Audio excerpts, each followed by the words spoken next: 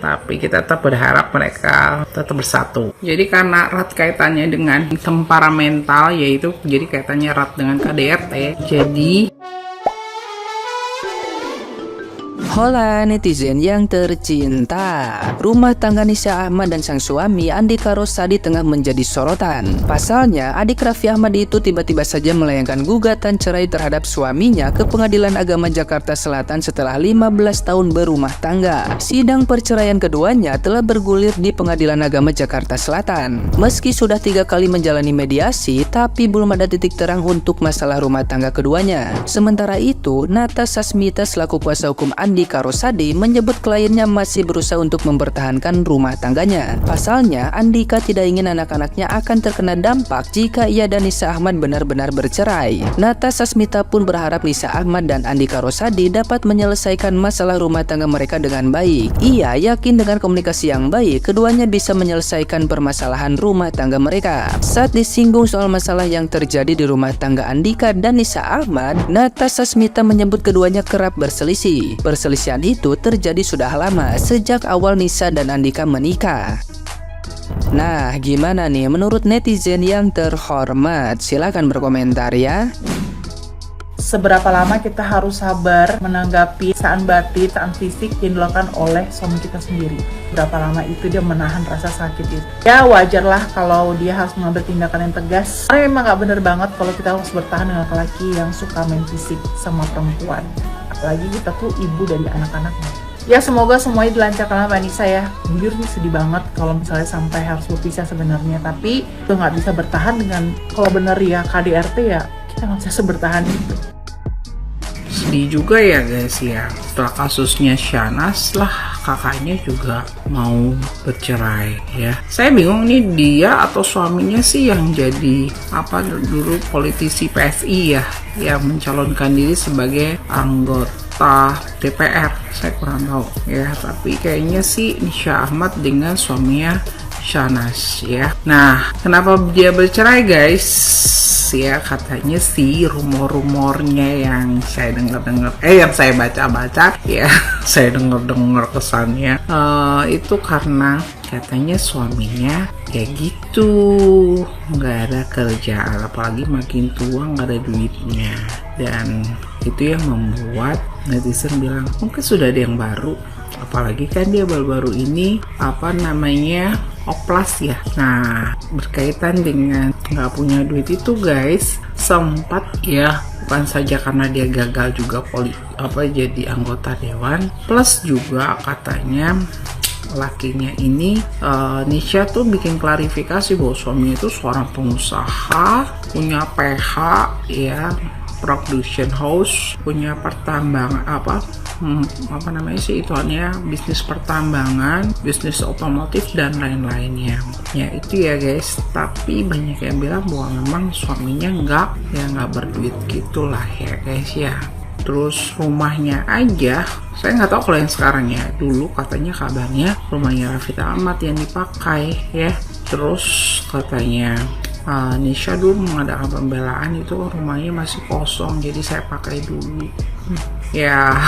Gimana ya guys ya, apalagi kan yang kasusnya Shahnaz itu kan suaminya juga dibilang seperti itu ya guys, makanya nggak mau cerai ya, karena dari keluarga Ahmad ini lumayan duitnya, tapi nggak tahu ya guys ya. Dan untuk yang kedua kali ini katanya Nisha Ahmad itu cuma ingin cerai, ingin pisah PISAH ya, sangat amat disayangkan. Nah, baru saya baca guys, ada lagi yang bilang Andika suaminya Nisha Ahmad ini dulu kan ngetawain Lady Nayoan, Lady yang suaminya Randy. Nah, ternyata sekarang dibilang orang-orang netizen kualat ngetawain orang. Hati-hati ya guys, kalau orang lagi sedih jangan diketawain ya. Gak berapa lama ya setelah Randy dengan Lady rujuk baik-baik lah, ini heboh dan istrinya kayak keras untuk kekeh untuk cerai. Terus ada lagi guys, jadi watak dari suaminya ini temperamental, makanya Mama Ami sampai tinggal di rumah mereka ibaratnya tinggal di situ tuh supaya mereka jangan berantem ya guys ya. Kan Mama Ami berharap semua anaknya tuh rukun damai sentosa gitu ya. Tapi ya gitulah kan perempuan ya guys, kalau dibaik-baikin walaupun uangnya nggak ada sih masih mending. Ini udah nggak ada duitnya misalnya ya guys ya, saya nggak tahu itu benar atau kagak ya.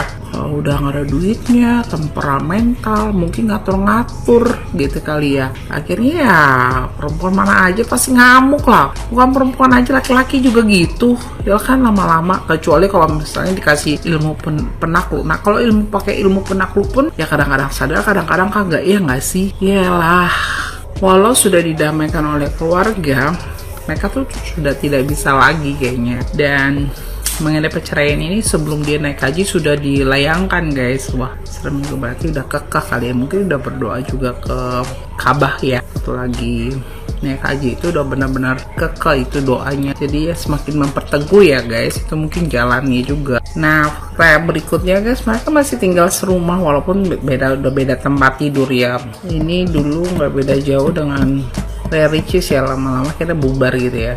Terus juga ternyata Nisha Ahmad ini tidak meminta mengenai pengasuhan anak. Jadi netizen menghujat dia, dibilang netizen, wah ini mah cewek ingin bebas.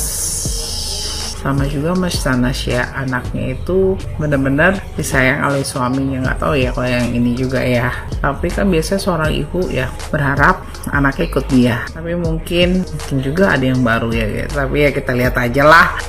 Nanti saya bilang ini, wah kamu ini membuat komitmen atau praduga-praduga yang tidak benar. Tapi kita perlu juga menduga-duga guys ya. Tapi kita tetap berharap mereka tetap bersatu. Jadi karena erat kaitannya dengan temperamental, yaitu jadi kaitannya erat dengan KDRT. Jadi ramalannya Roy Kiyoshi benar dong mengenai KDRT Nisha Ahmad. Dan dibilang juga guys mengenai Nisha ini waktu itu karena kasusnya Lady Nayawan, dia ketawain tuh suaminya si Nisha Ahmad, Andika, mentertawain Nayawan. Banyak netizen yang ngedoain dia jadi jelek ya. Akhirnya bener-bener kejadian, jadinya cerai. Aduh iya loh guys, hati-hati loh kalau kita melakukan kesalahan. Lebih baik cepet-cepet minta maaf. Kayak Atta itu udah bagus loh menurut saya. Atta Halilintar bagus ketika dia membuat jangan ya deh, itu dia langsung dihapus walaupun itu udah viral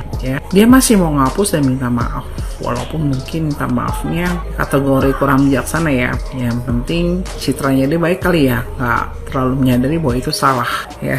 Menurut saya ya guys, tapi mudah-mudahan menurut saya ini salah juga.